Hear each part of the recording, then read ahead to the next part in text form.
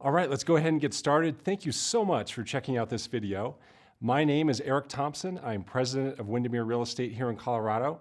We put this video together for you as a recap to our annual market forecast. So maybe you missed the forecast or maybe you want a little refresher. You know what, if you want some clarity as to what's happening in the Northern Colorado market, this video is just for you. So we held our market forecast going back a few weeks ago. And if you want any of this information, either from the forecast or from this PowerPoint slide, just reach out at this email address, colorado@windermere.com. We'd be happy to help. We'd be happy to get the resources in your hands, and we can start by getting you this PowerPoint presentation. I want to thank the few sponsors that we had at our annual forecast event. Elevations Credit Union was our title sponsor. They do terrific work for our customers. Also want to thank Affordable Roofing and Restoration. They helped us by sponsoring our after event, our cocktail hour, our reception. And also want to thank all of our certified listing sponsors and supporters. Signs Now, Green Clean, Legacy Inspection, and also Virtuance. Thank you so much to all of them. A little bit about Windermere Real Estate. In case you don't know, Windermere is located in these 11 states, plus Mexico. We have 7,000 agents all across the Western U.S., and we are growing rapidly in Colorado. Today we have 5 offices all across Colorado. We have over 70 agents, and we're having a lot of fun growing across Colorado. Okay, so let's dive in here. So here's a question that we get all the time from our customers. The question is, so how's the market? We hear this question pretty much every day. So this presentation that we put together for you, this little recap, is all about this question. It's all about giving you some great clarity, some great answers to this question. So let's start by looking at the headlines from 2016. What was it that happened last year in real estate? What was the big news in real estate? Well, there are a few things that really jumped out. The first thing that jumped out was double-digit growth, double-digit price appreciation yet again. So we've had year after year after year of prices growing by double digits. 2016 was no exception.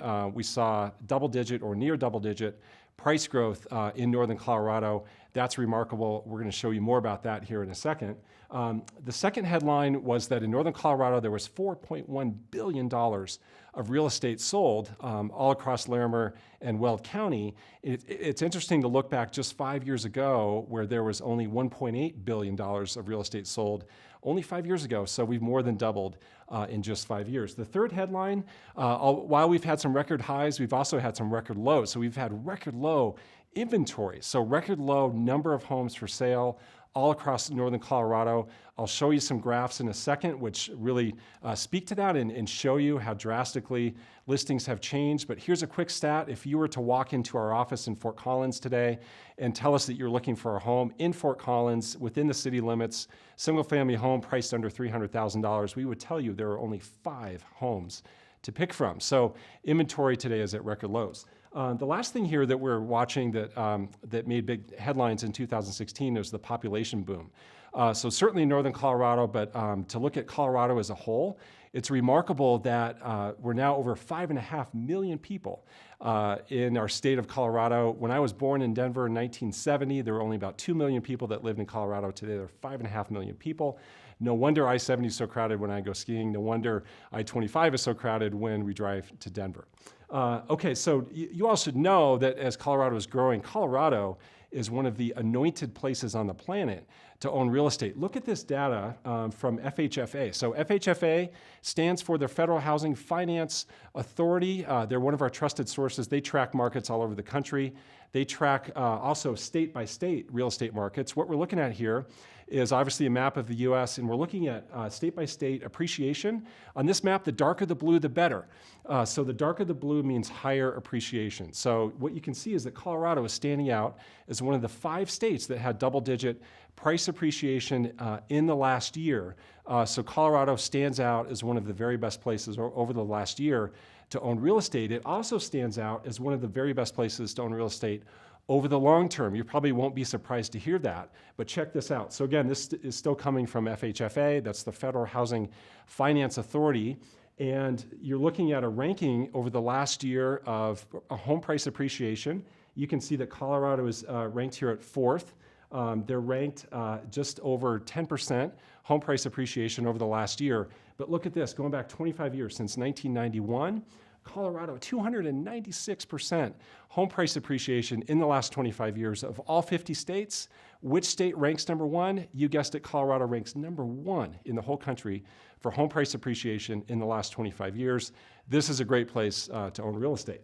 So at our big event, at our forecast event, we had our chief economist in town, Matthew Gardner. He's a terrific person, very intelligent, really understands the national economy, the national real estate market. I want to show you just a couple highlights of some things that he shared with our audience at the forecast, some things that will help you out to understand what's going on in the national economy and also the national real estate market. So one thing, for instance, this is his prediction for quarter by quarter GDP growth across the U.S. So what he's predicting, our chief economist, Matthew Gardner, he is predicting over 2% GDP growth going forward the next 4 quarters in 2017. That's certainly good for the economy and will bode well for the U.S. Housing market as well. He put together this fun stat, this fun way to look at the national economy. He calls it the Gardner Misery Index. So there's all kinds of different ways to measure the health of the economy. He came up with his own. He calls it the Gardner Misery Index. How about this? It's the combination of unemployment and inflation. So when you put those two things together, that's the misery index. The lower the number, the better. So when you combine those two numbers today, here we are just over 6%, and you can see it was as high as almost 13% just 5 years ago. So our overall misery, I guess, has come down quite a bit, but we all know that because the economy is doing so well nationally. How about the employment forecast? This is Matthew Gardner's employment forecast. We're focusing here in the western U.S. You can see Colorado expecting really great employment growth, 2.3%.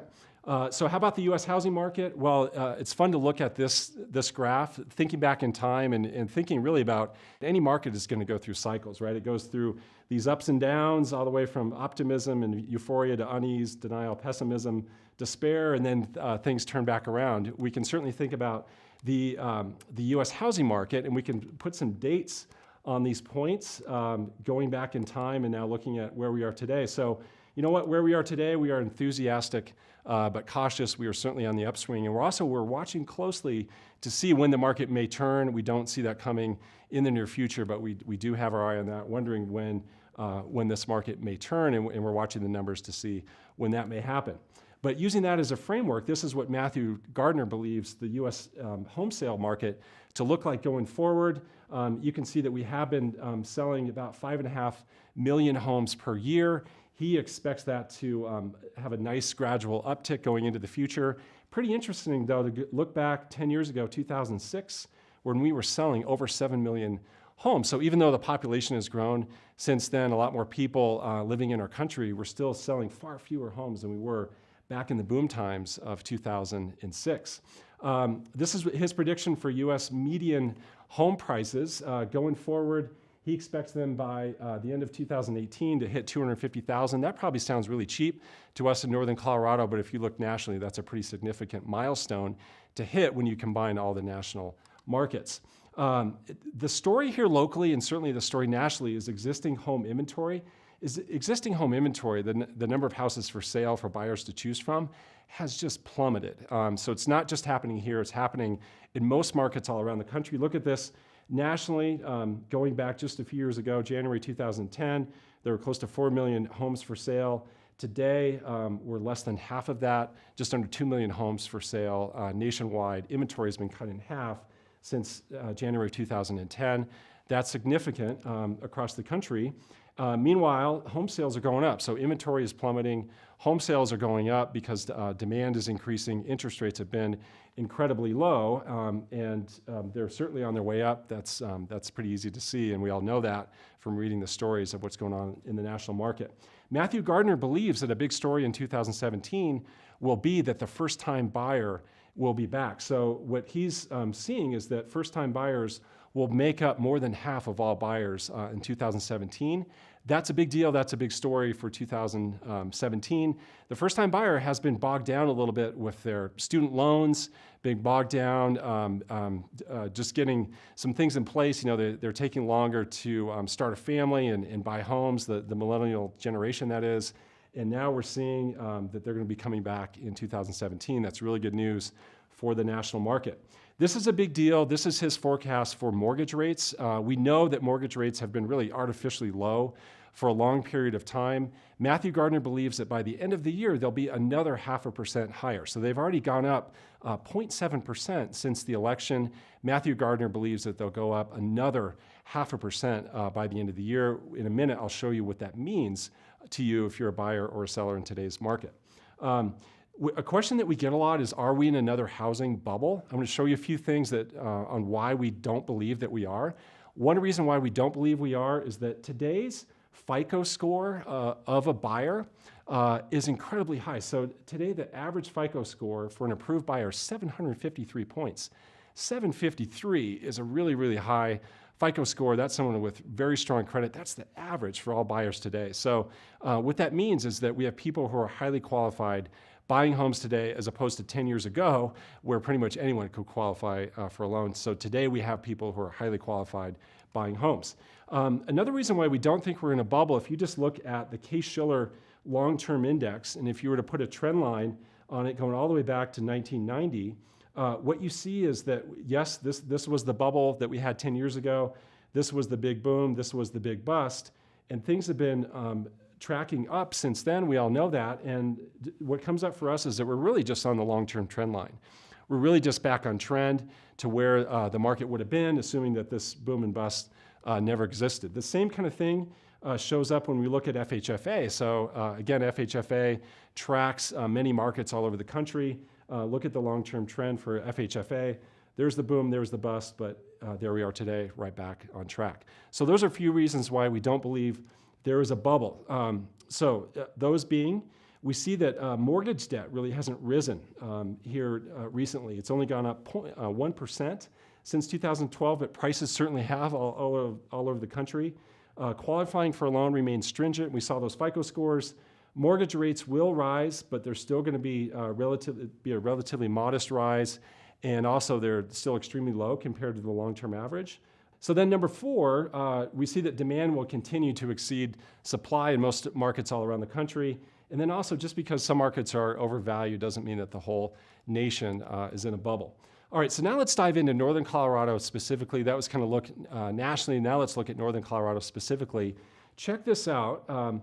So what we're looking at here are the major markets in Northern Colorado. Fort Collins is here, light blue, Loveland green, Greeley dark blue. And one thing that jumps out, if we go back here to 2013 compared to finishing up last year, what we see overall is about $100,000 difference. So prices have gone up about $100,000 since 2013, and that's because we've had double-digit or near double-digit price appreciation growth. So in the last few years here, this has been a really good place to own real estate. I think we all would agree with that. Let's look back even further, and let's use again the source FHFA, which is the Federal Housing Finance Authority. So they track not only state by state, they also track individual markets. So they track Fort Collins and Loveland as a market. They've tracked it all the way since 1978. So what you're seeing here are blue bars representing what happened to home prices that year. So if the blue bar is up, that's good. If the blue bar is down, that's bad. So price is up and price is down. So what you see going back since 1978 is a whole lot of up, right? So over those almost 40 years, prices have been mostly up. There have been some years down, and you see here recently, this is the recent run that we've been on. You should know that the long-term average for price growth in Fort Collins and Loveland is 5%. So 5% per year is the long-term average. That's what we can count on over the long term. So we've been exceeding that here recently. So we know that that price growth can't continue at that pace. We don't expect prices to take a downturn here in the near future, but we know that prices simply can't sustain that pace. Another really important point on this slide is the fact that during the worst economy of our lifetime, which was 2008, 2009, and then 2010, what did prices do here locally? Well, they only went down about 2%. So they went down 2.2%. For example, in 2008, if we were looking at this graph for Phoenix, it would say 22%. So 10 times the decline is what Phoenix experienced compared to us. So what that means is this is a very durable place. There are strong fundamentals in place here that protect the values of our real estate. So when it's bad here, it really isn't so bad compared to other places. Now let's look at Greeley. Same thing. Going back, not quite as far, going back to 1985, mostly up, some years down. Long-term price appreciation in Greeley is 4%. You can see in the downturn, things were a little bit worse compared to Fort Collins and Loveland at almost 7%, but still not nearly as bad as a place like Phoenix or Naples, Florida, or Las Vegas or Southern California or places like that really were affected in the downturn, really performed much, much better. So the story, as I said before, the story really is inventory. And the number of homes available for sale for buyers today has plummeted. Listings have evaporated. So today we're looking at basically a third of the inventory for sale compared to just 5 years ago. So on here, the blue line is Fort Collins, Greeley is red, Loveland is yellow. Look at this in 2011 and what things have done since then, all the way out here to where we are today. So basically about a third of the homes available for sale. The kind of the waves that you see in this line, that's just seasonality, right? So more homes come on the market in the spring compared to the holidays. So that's why you see the waves in there. But this really shows you what the inventory has done. And also what's happened as prices have gone up, the locations where people are buying has really changed. So what's interesting, and what we're looking at here is the number of closed sales. Back when Fort Collins went through the price point of $300,000 for average price, we actually see that the number of sales in Fort Collins started to decline. And where do people go instead of buying in Fort Collins when they couldn't afford Fort Collins anymore? Where'd they go? Well, they went to their surrounding communities, right? So they went to Loveland, they went to Greeley, they went to Wellington, Windsor, and Evans. Look at this Windsor line, for instance, really just jumping up. Look at what's happened in Wellington since 2011 and how the number of sales there has almost tripled in that time. So people are being pushed out to these surrounding communities because of the higher prices in the core of Fort Collins. Here's an interesting stat speaking to that. So almost 3/4 of the market buys product priced below $400,000. So 74% of all sales are below $400,000, but only 42% of the new product is below $400,000. So it is a challenge today for builders to hit that price point of $400,000. And if we look at this graph, and this comes from our friends at MetroStudy, if you're a builder or developer, I encourage you to reach out to MetroStudy. They have terrific information. What you see over the last 12 months, we're on pace to start in Northern Colorado about 4,400 homes and close about 4,000 homes.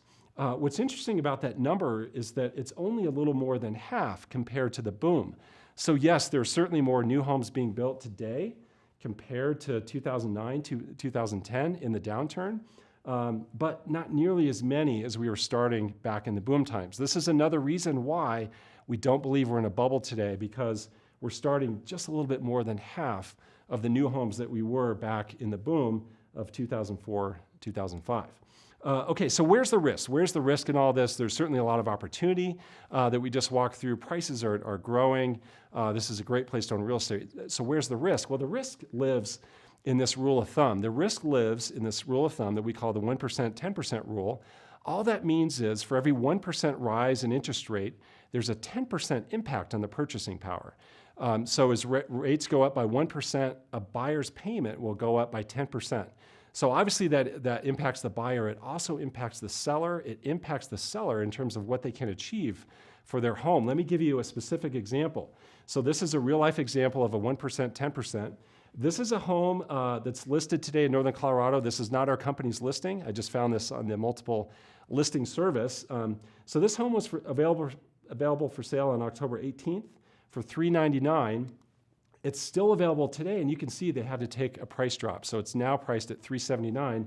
They had to drop the price $20,000 because it didn't sell. So you know what? In today's market, if a home is not selling under $400,000, there's got to be something going on there, and it must be overpriced. So these people see that it was overpriced. But if someone were to buy that home back in October, based on where rates were then, they would be paying $1,433 a month based on where rates were then. We all know that rates have gone up since then. Rates have gone up quite a bit since the election. So what does that mean? Today, even though the price is lower, the payment on that home is now higher, $1,465 a month. So about $30 a month higher, even though the price has dropped by $20,000. That's what happens to a seller when rates go up. It really impacts what they can achieve for their price. So we think there's a risk also to sellers to wait. So if you're thinking about selling your home in a rising rate environment, there's a risk to waiting because it impacts the price you can get for your house. So what are we watching? What do we have our eye on? Well, we have our eye on many things. Notably, we have our eye on population growth. So Northern Colorado last year added 18,000 people, about 9,000 people in each county. Greeley, for instance, is the number 6th fastest growing place in the United States. Fort Collins Loveland is ranked number 10. These are fast growing communities. 9,000 people in each county were added last year, 18,000 people. So what does that mean for real estate? Well, what that means is we need 7,200 new households for that people. That's using just a simple rule of thumb, which is 2.5 people per household. So 18,000 people move here, we need 7,200 new households for them. So here's what we think the 2017 headlines will be. So as we look back a year from now, reflect on 2017, this is what we predict. Here we go. So we predict prices will only rise by 8% in Fort Collins, 7% in Loveland, and 7% in Greeley. Still higher than the long-term average, but backing off a little bit compared to what they have been doing, mostly because of interest rates going up, and we believe that will have a slight impact on the price acceleration that we have been seeing here. The other headline that we expect to see a year from now, record low inventory will still persist. So the record low inventory will still persist in our market. We do not see a significant change there.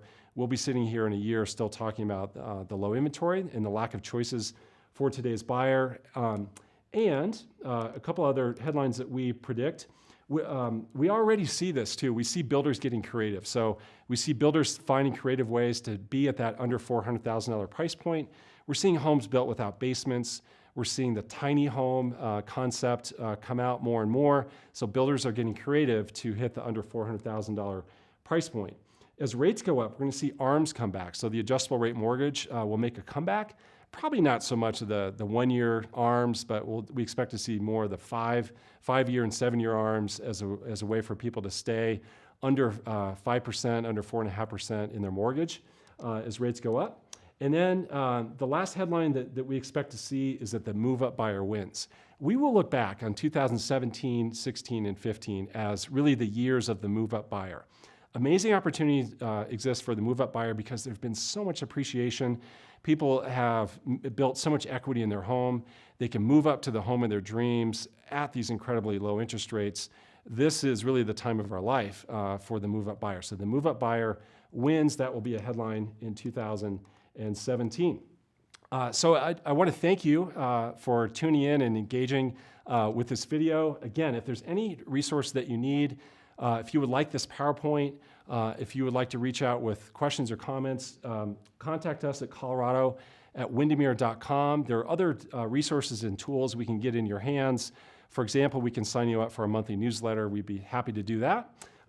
So again, thank you for watching. Love to hear from you at this email address, colorado@windermere.com. Hope you have a terrific day.